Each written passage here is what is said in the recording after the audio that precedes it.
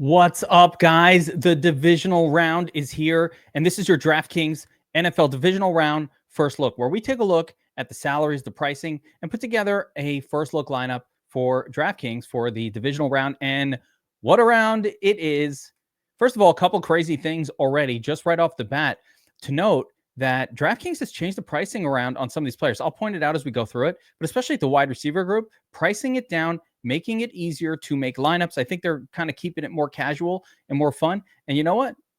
I like it too. That does make it more fun when you can sort of play a lot more studs. So we'll get into all that. We'll go position by position. But first, of course, we're going to start with the game tiles to get an idea of the 4 games that we're going to be attacking for the divisional round of the playoffs. Now, here's what's cool. All these teams are pretty good. That's number 1. Number 2, DraftKings is really emphasizing right now the 4-game combo of all of these games, and I really like that. So we're going to focus on that one. Of course, there are 2-game slates, and in each of the 2-game slates, when you break them up by Saturday and Sunday, I mean, there is a clear-cut better game and a clear-cut worse game. So we'll get into all that here, and let's jump right in. The first game we've got are the Texans at the Chiefs. This game has been slapped with an anemic 42-point total, and the Chiefs are massive favorites here. The Texans are not being given much hope at all. 16.75-point team projection, and rightfully so. These are 2 really, really good defensive teams, and I would expect that game is really heavy defense. I mean, Mahomes has been playing well of late, and he's put up some numbers the last couple games, but we'll see if he can keep that up here. It is Magic Mahomes in the playoffs, so great. But overall, I would say they have a good enough team total to be interested in, for sure. But this game as a whole does not seem super attractive. Okay, the second game on the Saturday slate is this Commanders at the Lions game. And oh, what a game it is. You know what I'm talking about here with this one. All right. We're talking 55.5-point total. The Lions are getting a 32.5-point team total. The Commanders just going to be trying to keep up. So this game pops for me. Boner alert. That's right. Top game of the slate to target. It's in the dome. Wintertime in a dome. That's already a bonus. So you have everything going for this one here. Commanders at the Lions, 55.5-point total, one of the highest totals of the entire NFL season. It's happening this weekend. And one of the things I'm going to tell you guys right off the bat is this is the playoffs. I ain't getting cute. We don't get cute. We'll see it as we go through the whole thing. I'll explain. But we'll keep going here. We got the Rams at the Eagles. Again, maybe more of a defensive battle, maybe not. Both of these offenses are good. Both these defenses are good. So this one should be a good overall game, 44-point total. Eagles get the 25-point team total slapped on them. And of course, the Rams have an uphill battle here, but they could win. They could win this game, but they do have an uphill battle going up against that elite Philadelphia defense. And the Rams, in the cold northeastern weather, we'll see how that works out for them in Philly. Finally, the Sunday nightcap, sort of, the kind of late game on Sunday here. We've got the Ravens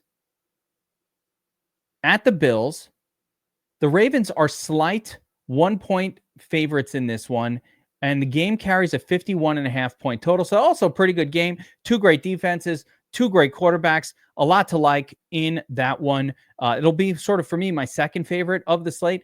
Listen, as good as the Ravens defense is and as good as the Bills defense is, they ain't stopping these other teams. Like, it could happen, but I'm not counting on it. So I expect lots of offense to be had here. When you look at these 2 teams, the Ravens and the Bills, one nice thing about the Bills don't have any expensive players outside of really James Cook, but primarily Josh Allen. All the wide receivers are cheap as dirt. Same for the Ravens. They don't really have anybody on the team that commands a premium price. So building around those quarterbacks is not that difficult. At the same time, we've seen a lot of this season where just playing those guys naked, especially Josh Allen, has been the better move. So we'll talk that through as we get to it.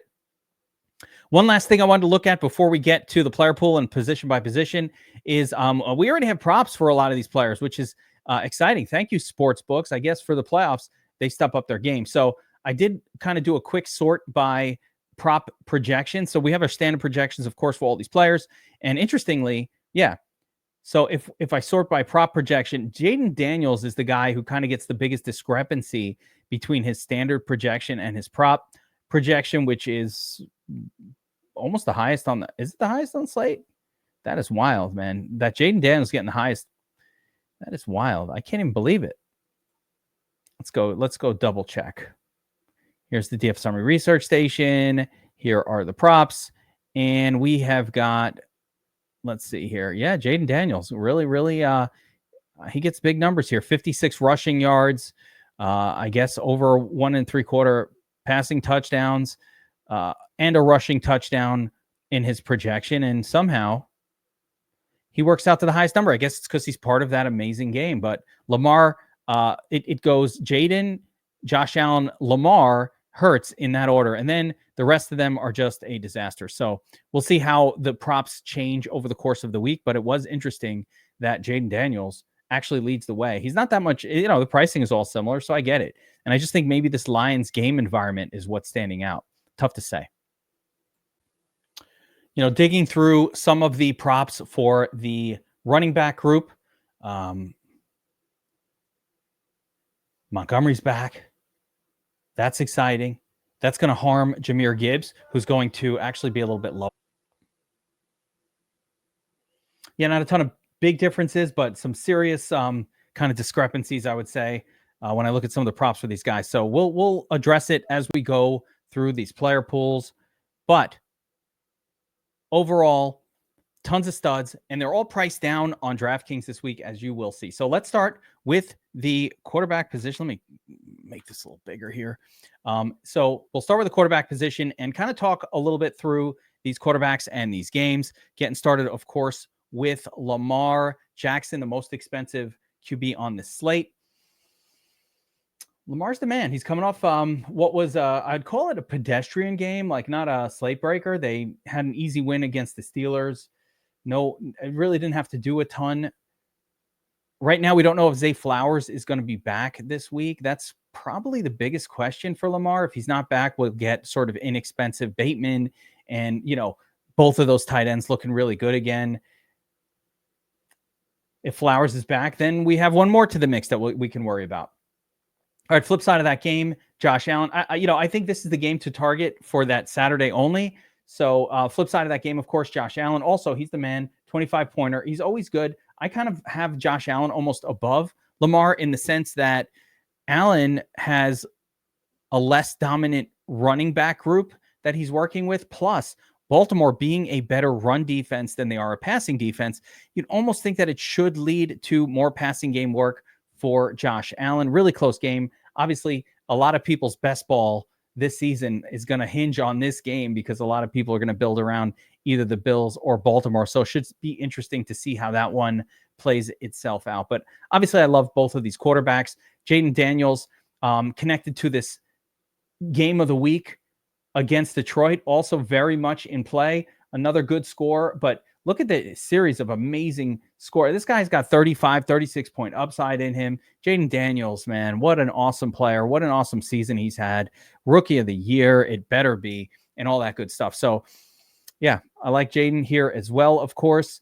And Hurts, same deal, really. Hurts, I think, is going to go a little more under the radar compared to these other guys, but these are all great quarterbacks that have a lot of upside and facing good offenses that will press the issue. So this 4-pack are definitely, for me, the group that I want to be looking at this week. And I think we'll start this one off with Jaden Daniels just because I want to build around that game. But I do want to say one more thing. Jared Goff is very much in play as well. He's coming off a dud game where he only put up 11. Who cares? That was in a beating game against the Vikings. This game is probably going to be a lot closer and a lot more competitive. So I think that we can play Jared Goff here and get him in the mix. He's not as high of a scorer, compared to really this sort of elite over 7K group. But we'll find out in a minute as we go through these positions if paying up is a problem.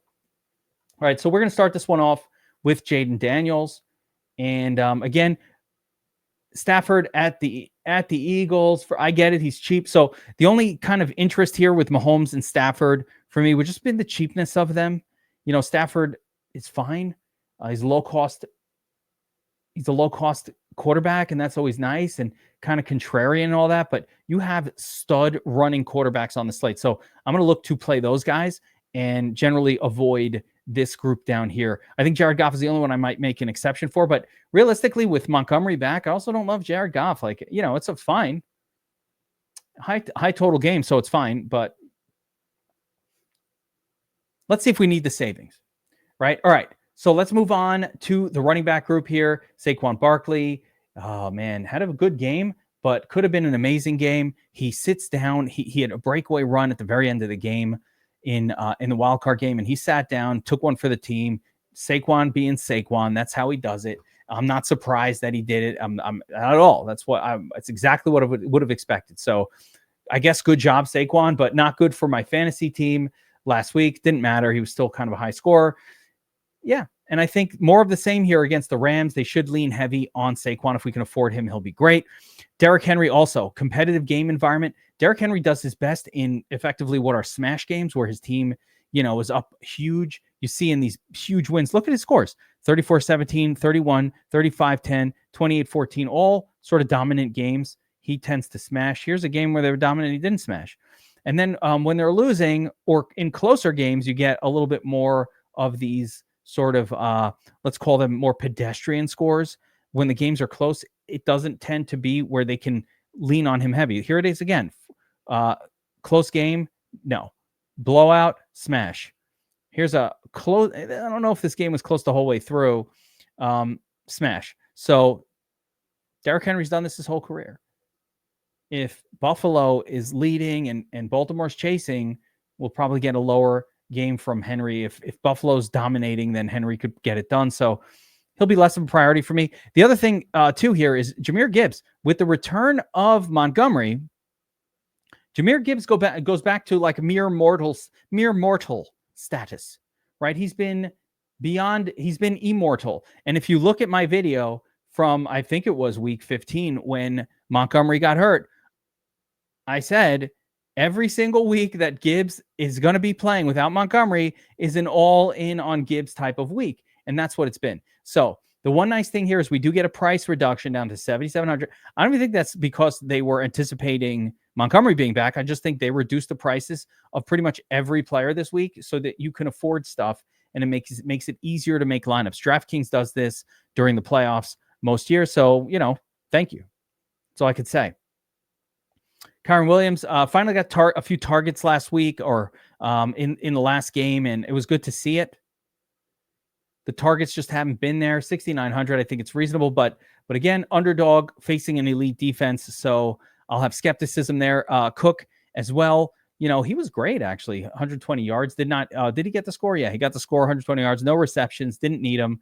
Got you the 21 you needed last week. So yeah, James Cook certainly very much in play. They'll need to throw to him probably against this Baltimore defense if they're going to shine.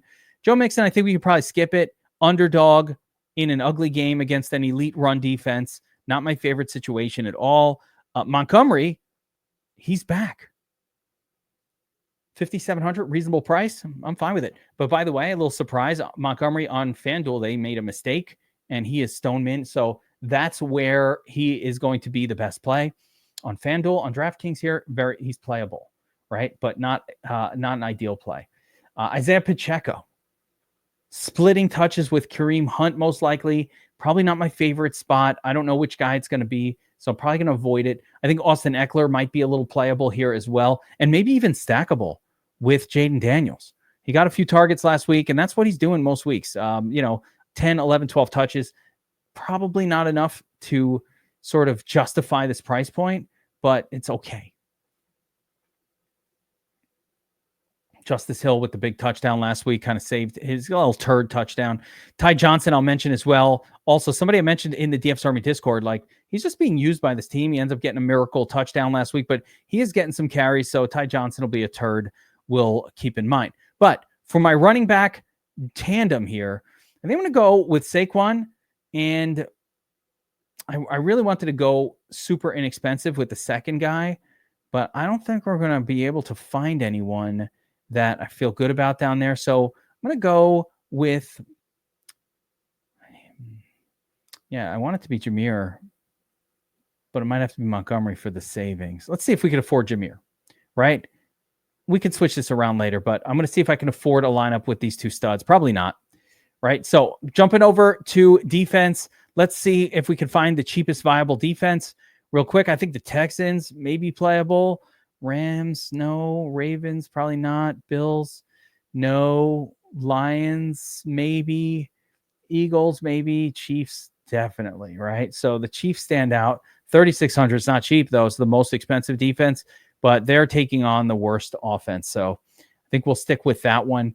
And then let's jump over to tight end now. And we're taking a look at the tight end position for the divisional round here. And you could see that they have actually reduced the price of Travis Kelce now to $5K. His price has steadily come down. He's going to stand out like on the optimizer, of course, in the prop projections.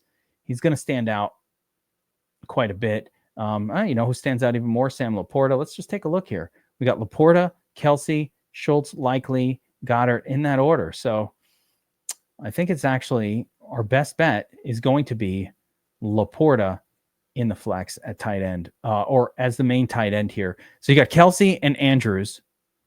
Ertz, Dallas Goedert had a nice game the other day, but, that's what he does. 4 to 6 targets. It's never that great. Travis Kelce for just a little bit more is getting, could get 11 targets.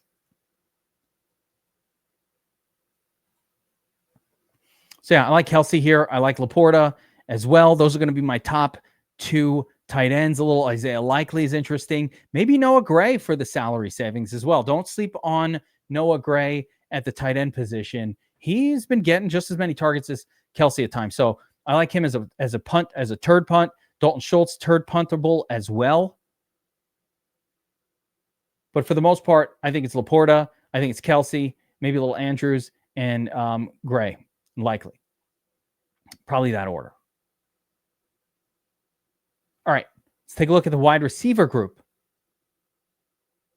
for the divisional round. And it starts with Nico Collins up top. In the roughest matchup he's going to have all year. It's a tough spot at KC, elite cornerback play from the Chiefs. So I don't love it. I do like Puka. Puka continues to project really, really well.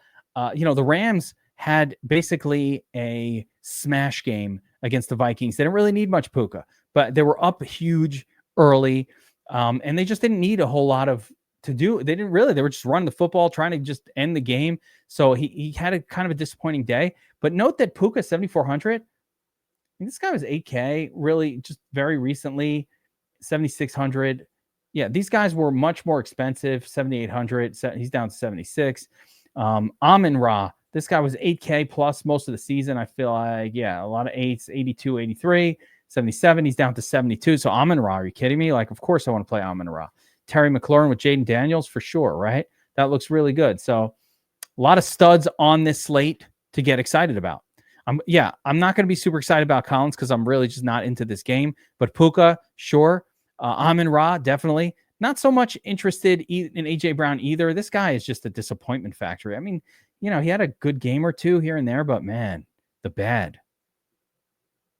I think they'll need him a lot more in this one. I think he can have a good one. And I like the price. So I'll have some, but probably mostly with my Jalen Hurts. I don't know if we need a lot of A.J. Brown in lineups that don't have Jalen Hurts in it, but, I'm interested. Terry McLaurin price down 6,300. Sure.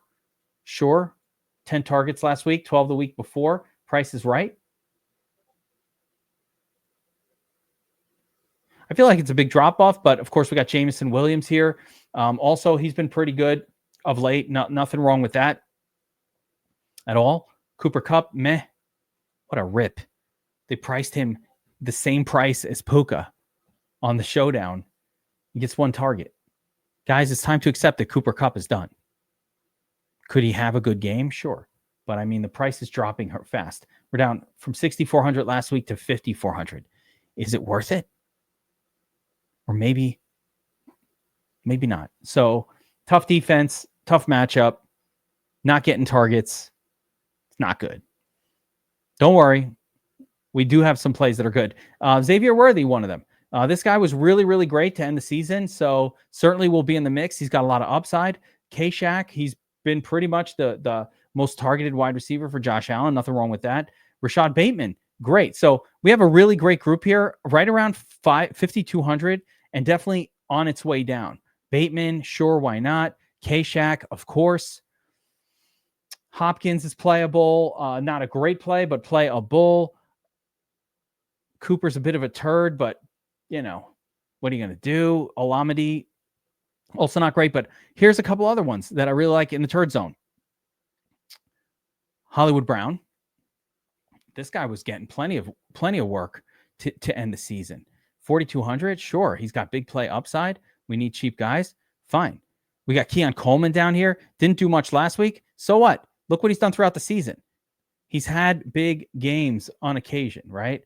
So they've popped off here for a 20 and 18. Here's a 10-target game. Didn't really do much with it. So Keon Coleman's this whole zone is kind of like turds that could pop. But one guy I'm certainly going to be using again after last week is Dyami Brown. 5 targets.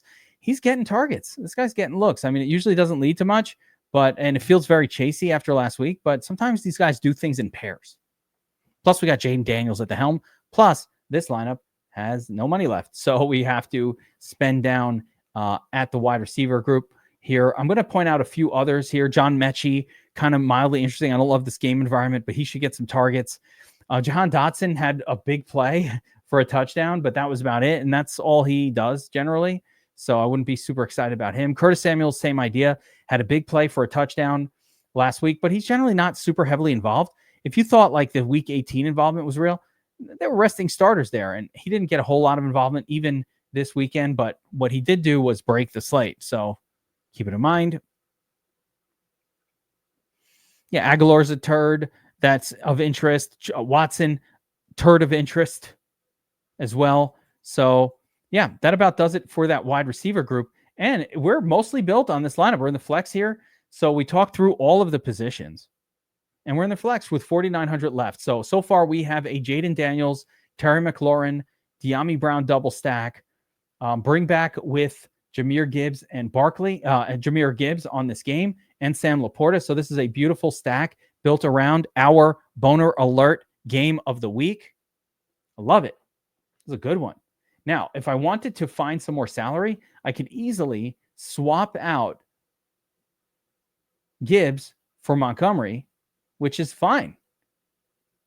And that'll give us 6,900. We could play another stud in this spot. There's not a whole lot of studliness there. I need a little more cash to get up into this zone. I actually do want to try to get up into that zone. But I also I would want to get up into that, but I also like Jahmyr Gibbs. So how do we get into the zone? If we punted, no, we're not doing that. Like I thought about Eckler, Robinson Jr., yeah, Montgomery's okay. Mixon, I don't like. Again, Cook is just okay. I like Cook, but it's just aight for me. Kyron Williams is just acceptable, but again, a tough matchup. So I think we can go Montgomery. And then if we punt to a slightly lesser defense, AJ Brown, no, I still want somebody better than that. So what if we took the Texans here against KC? At that point, you can go all the way up and get a stop. I'm trying to get to Puka or Amon-Ra.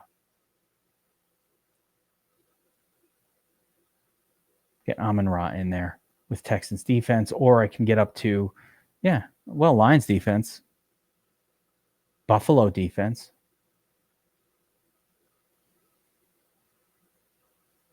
That could work.